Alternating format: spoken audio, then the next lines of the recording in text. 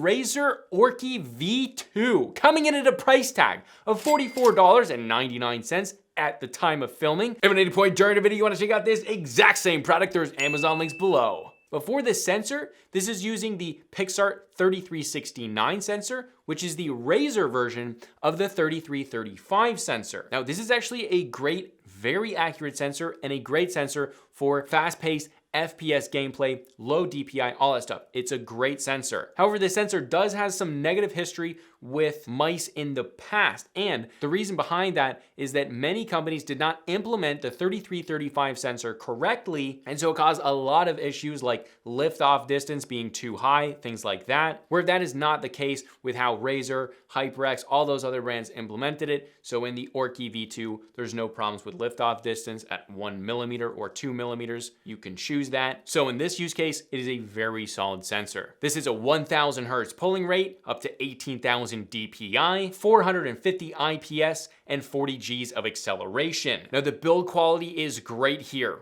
This is what we expect coming from Razer. No creaks and overall fantastic fit and finish. The entire top shell can be removed to expose the battery location and the USB dongle storage. Now, as far as balance, because this is lighter and a little bit smaller than the Logitech, this feels better for fast whips and quicker gameplay. Overall feel of the mouse when gaming with that lower DPI, I'm talking between 400 and 800 DPI, is really, really good for the price.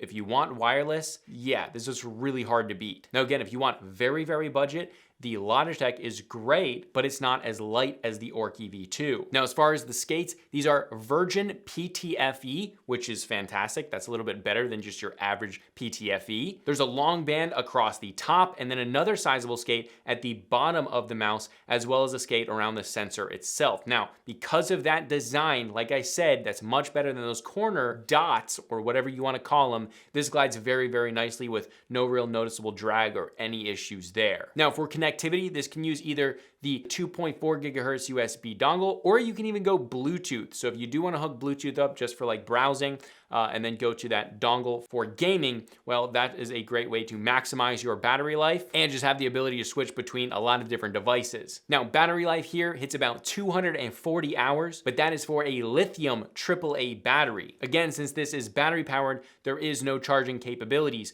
However, there is some interesting stuff here. One, there's two battery compartments when you take off that shell. There is a AA and a AAA compartment.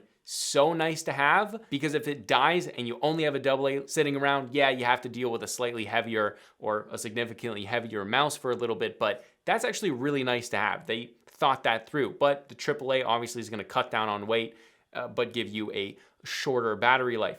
Then if you go lithium, lithiums are gonna be lighter and they're gonna have a longer lifespan than your traditional batteries. So this battery life is pretty hard to tell you what you're gonna get, but with lithium and a AAA, about 240 hours, probably what I would recommend you going for. Now the switches here are Razer's mechanical V2 switches. They're nice and satisfying and they're not overly light. Some may say that the Logitechs were too light. If you're prone to accidental clicking, then these you're not gonna have a problem with at all. The Razers, great here. Now the scroll wheel is very nicely tactile and it's a little bit sharper than the Logitechs. But the texture of the scroll wheel is what I really, really like. It has these very like sharp bumps. They're obviously not sharp like they're gonna cut you, but it just feels like very tactile. Like the feeling is tactile beyond just the actual tactility. I really like it. Now the weight here is around 65 grams. That's pretty light, and that's with a traditional AAA battery, and then about 84.5 grams with a AA battery. So do make sure you're getting that AAA. Obviously, if you do prefer the balance with a heavier mouse, well, that's up to you. Again, if you want to check out this exact same product, there's Amazon links below for the US, UK, Canada, and international links. And if you want to check out my main channel with longer form content, you can check that out right here. But this is a consumer tech review, high speed, and I'll see you guys in the next video.